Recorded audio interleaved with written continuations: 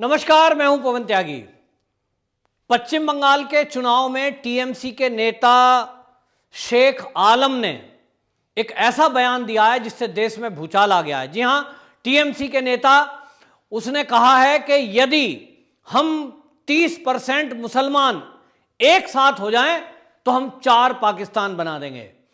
ये एक जहरीली सोच टीएमसी के नेता की सामने आई है और ये ऐसे समय में बयान आया है जब 2 दिन बाद पश्चिम बंगाल का चुनाव होना है। आखिरकार ये जो शेख आलम है ये ऐसा बयान क्यों दे रहा है?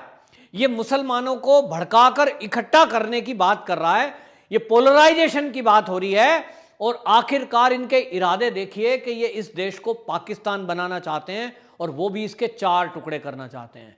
ये बयानबाजी टीएमसी नेताओं की पहली बार नहीं है। आपको बताएं कि टीएमसी के ही एक मंत्री थे और 2016 के चुनाव में ये फिरहाद हकीम नाम का एक टीएमसी के जो मंत्री रहे, वो नेता, उन्होंने एक बार एक इंटरनेशनल पत्रकार था कलकत्ता में और उसको जो है कलकत्ता की एक कॉलोनी थी गार्डन रीच, उस गार्डन रीच में ले जाने के पहले उनको कहा कि चलिए अब आपको मैं मिनी पाकिस्तान में ले चलता हूं।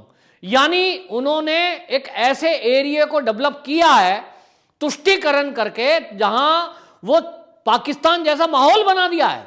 इसका मतलब समझिए, इसका मतलब यह है कि टीएमसी के नेता जानबूझकर पश्चिम बंगाल में ऐसा कुछ क्षेत्रफल बना रहे हैं, ऐसा कुछ जो है वो भौगोलिक परिस्थितियां पैदा कर रहे हैं कि लोगों को लगे कि हम पाकिस्तान के अंदर आ गए हैं। आपको बताएं, सोशल मीडिया पे एक वीडियो वायरल हो रही है और वो वीडियो है अकरा रेलवे स्टेशन की। एक रेलवे स्टेशन है, उस अकरा रेलवे स्टेशन पर जुम्मे की नमाज में हजारों की संख्या में लोग सड़क को घेर के बैठे हैं। जो सड़क रेलवे स्टेशन पर आती है, सड़क पर नमाज पढ़ी जा रही है और रेलवे लाइन पर भी वो बैठे हुए हैं।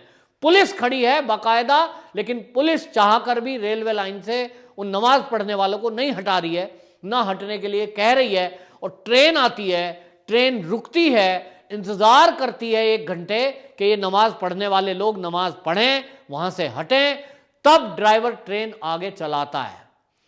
यह स्थिति पैदा कर दी है पश्चिम बंगाल में टीएमसी ने कि वो अब रेलवे स्टेशन और रेलवे लाइनों को घेर कर बैठने लगे हैं, वो सड़कों को घेर के बैठने लगे हैं और सरकारी जमीन पर कब्जा करने लगे हैं।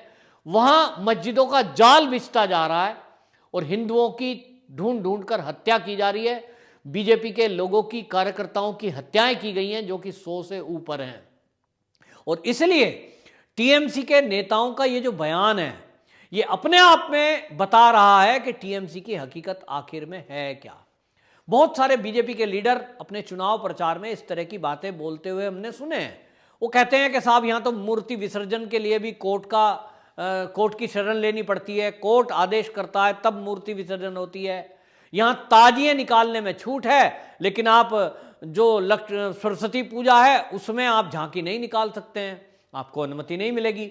और इस तरह का जो आरोप लगा रहे थे, कभी कभी लगता है कि ये चुनाव है और इस चुनाव में एक दूसरे पे आरोप प्रत्यारोप ये पार्टियां लगाती हैं, लेकिन टीएमसी के नेताओं के जो ये बयान सामने आ रहे हैं इससे तो बहुत भयंकर खुलासा हो रहा है कि वास्तव में ये नेताओं की क्या सोच है।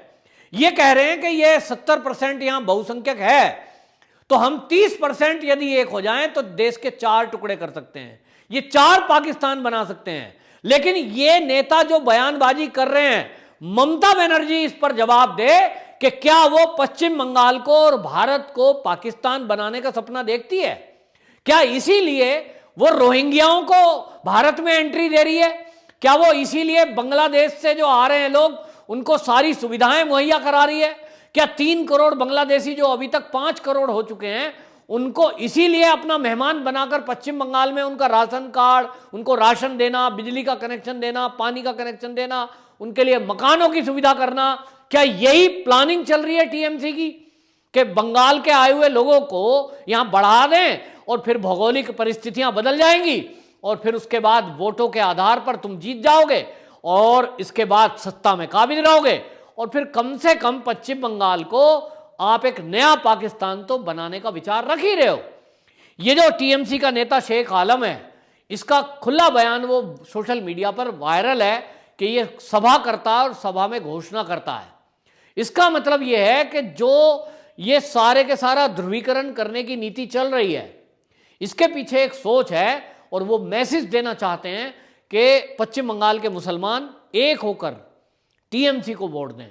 टीएमसी को वोट अगर मिला तो वो पश्चिम बंगाल को अलग कर देंगे और पाकिस्तान बना देंगे। अब इसी बयान से बात सोचने की हिंदुओं की है कि जो हिंदू आज टीएमसी के पीछे लगे हुए हैं, दीदी दीदी करके बहुत सारी महिलाएं पीछे लगी हुई हैं, सोचना तो उनको है कि मूर्खों देखो, सुनो, अपने कानों से सुनो कि टीएमसी के लीडर किस तरह की सोच रख रहे हैं।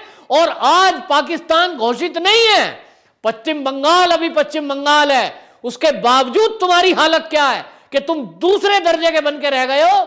वहां मुस्लिम त्योहारों की छूट दी जाती है, वहां दुर्गा पूजा की छूट नहीं है, वहां सरस्वती पूजा की छूट नहीं है। और तेजस्वी यादव कहते हैं कि मैं सभी बिहारियों से कहता हूं कि तुम सब टीएमसी को वोट करो।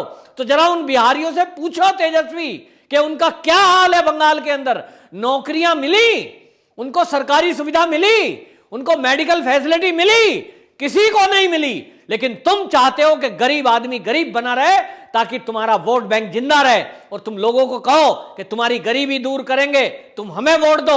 अरे तुमने 15 साल शासन किया, तुम्हारे पिताजी ने, और तुम रहे शासन में, तुम मंत्री रहे, तुमने क्या किया बिहार का? तो तुम बिहार का कुछ कर नहीं पाए। वहां उद्योग धंधे के बजाय तुमने वहां लूट, अपहरण, इन सब के धंधे बन पाए और आज टीएमसी को भी उसी तरह बनाने चले हो। तो ये जो विपक्षी दल की भाषा है ये बहुत भयंकर है और ऐसे नेताओं को तो तुरंत जेल में डालना चाहिए। लेकिन जेल पे जाने में इन पे कोई फर्क नहीं पड़ता। आपको बताएं, ये जो शेख है, शेख आलम, ये शेख आलम पहले 4 बार जेल जा चुका है, इसी तरह की भाषा बोलेगा। लेकिन टीएमसी की ममता बनर्जी को शायद इसी तरह के नेता पसंद आते हैं जिनकी सोच देश को पाकिस्तान बनाने की हो, क्योंकि ममता बनर्जी को कुछ नहीं चाहिए, उसे केवल सत्ता चाहिए। और सत्ता के मोह में, सत्ता के चाह में वो इस प्रकार अंधी हो चुकी है कि ना उसको देश के रोहिंग्या दिख रहे हैं, ना उसको घुसपैठ करने वाले बांग्लादेशी दिख रहे हैं, उसको केवल सत्ता दिखाई दे रही है। और सत्ता के चक्कर में वो गाली देती है देश के प्रधानमंत्री को और दुनिया भर के ड्रामे करने को तैयार है। कभी वो चंडी पाठ करके हिंदुओं को मूर्ख बनाने की कोशिश कर रही है, कभी वो जो है अपने को हिंदू बताकर हिंदुओं को मूर्ख बना रही है। लेकिन अब हिंदुओं को बुद्धि आनी चाहिए।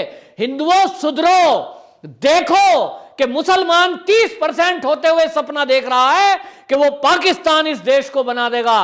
तुम 70% हो और दावे के साथ नहीं कह सकते कि तुम इस हिंदुस्तान को हिंदुस्तान रख पाओगे। तो 30% जिनकी संख्या है वो अपने एकता के बल पर और हथियारों के बल पर और उनके पिछलग्गू नेताओं के बल पर ये घोषणा कर रहे हैं कि हम 30% होते हुए भी पश्चिम बंगाल को पाकिस्तान बनाने की ताकत रखते हैं। लेकिन शर्म की बात है और दुर्भाग्य की बात है कि 70% हिंदू, कोई खड़ा होकर यह नहीं कह सकता कि हम पश्चिम बंगाल में हिंदू राज लाएंगे, हम पश्चिम बंगाल में हिंदुओं को ऊपर लाएंगे। क्यों? क्योंकि हिंदू तो बटा हुआ है। बीजेपी को इसलिए वोट नहीं देंगे, बीजेपी को उसलिए वोट नहीं देंगे क्योंकि हिंदू की बात करने वाली कौन पार्टी है? केवल एक, भाजपा। भाजपा को कोई जाति के आधार पर वोट नहीं देगा, भाजपा को कोई नाराजगी के आधार पर वोट नहीं देगा। हिंदू बटा हुआ है और इसी हिंदू के बटने से हिंदू पिटता है और हिंदू पिटता है तब याद करता है कि हो हमने तो गलती कर दी। अभी चुनाव आ रहा है, नेता बीच में घूम रहे हैं, अभी शरद पवार जी भी जाएंगे, अभी तेजस्वी भी घूम रहे हैं, अभी बहुत सारे नेता वहां प्रचार में घूम रहे हैं। वो सब के सब हिंदुओं को बरगलाकर बांटने का काम करने में लगे हुए हैं।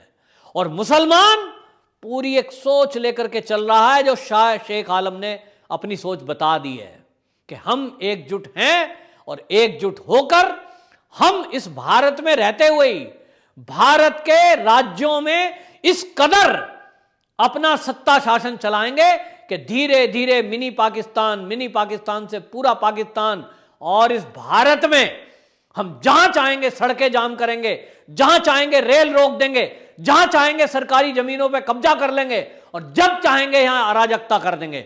ये सीए के टाइम पर देश में करके दिखाया, सारे ये विपक्षी दल टीएमसी, कांग्रेस, ये एनसीपी, सब के सब मिलकर के अराजक तत्वों के साथ मिलकर के खड़े थे और हिंदुओं को, जिन देशों के लोगों को, विदेशों को नागरिकता देने का काम केंद्र सरकार करने जा रही थी, उनको रोक लगा दिया, क्योंकि इनको सहन नहीं है कि किसी भी एक देश का हिंदू, जैन, बुद्ध, सिख यहां इस देश में आए। इनको प्यारे हैं तो केवल और केवल मुस्लिम। जातों की, धर्म की राजनीति करने को मना करते हैं, अपने को सेकुलर बताते हैं, और जब चुनाव आते हैं इनका सेकुलरिज्मवाद एक तरफ रखा रह जाता है और शुद्ध ये केवल उतर जाते हैं धर्म की राजनीति करने पर, जातों की राजनीति करने पर। अरे टीएमसी में अगर ताकत है तो ममता बनर्जी मंच पे खड़ी होकर अपने काम गिनवाओ कि 10 साल हम सत्ता में रहे, हमने जनता के लिए ये किया। आपके अंदर हिम्मत नहीं है क्योंकि आपने काम तो किया ही नहीं, आपने नौकरी दी नहीं, आपने रोजगार दिया नहीं, आपने लोगों के साथ न्याय करा नहीं, आपकी पुलिस लोगों का शोषण कर रही है, लोगों पे अत्याचार कर रही है, तो आपके पास बताने को कुछ नहीं है, कहने को मुद्दे नहीं है। और इसीलिए धर्म पर लोगों को बांटकर, जाति में लोगों को बांटकर आप केवल सत्ता प्राप्त करना चाहती हो। ये मंसूबे आपके हैं, आपके नेताओं के हैं। आपके मंत्री रहते हुए लोग कलकत्ता की एक कॉलोनी को मिनी पाकिस्तान कहें, ये ममता बनर्जी आपके लिए शर्म की बात है। और ये शर्म की बात उन लोगों के लिए भी है जो कलकत्ता में रहते हैं, उस मिनी पाकिस्तान को बचाकर इधर उधर से निकल जाते हैं, लेकिन उन्हीं लोगों के बीच में रहकर आज जब वोट डालने का काम टाइम आया है तो इधर उधर की बगलें झांकते हैं और भाजपा में कमी ढूंढकर एक अपनी हित चिंतक पार्टी जो देश की चिंता करती है, जो देश की रक्षा करने के लिए कृत संकल्प है, जो देश में सबका साथ सबका विकास की बात करती है, उस पार्टी से दूरी बना लेंगे। चुनाव बीत जाएगा, फिर अगले 5 साल रोएंगे कि हमारे लिए कुछ नहीं हो रहा है, मोदी जी क्या कर रहे हैं। अरे मोदी बेचारा क्या करे जब आप अपने भले का चिंतन नहीं करते हो। तो आपके लिए ये टीएमसी के नेताओं का बड़बोलापन और जहरीला बयान आपके सामने है। आपको पता लग जाना चाहिए कि ममता दीदी के विचार क्या हैं। पाकिस्तान बनाना चाहती है ममता दीदी, ये उनके नेताओं के विचार खुलकर सामने आए हैं। अब ऐसे में आज जनता के, पश्चिम बंगाल की जनता और पूरे देश की जनता, उनको तय करना है कि उनको क्या करना है। पाकिस्तान चाहिए कि अखंड भारत चाहिए। वंदे मातरम।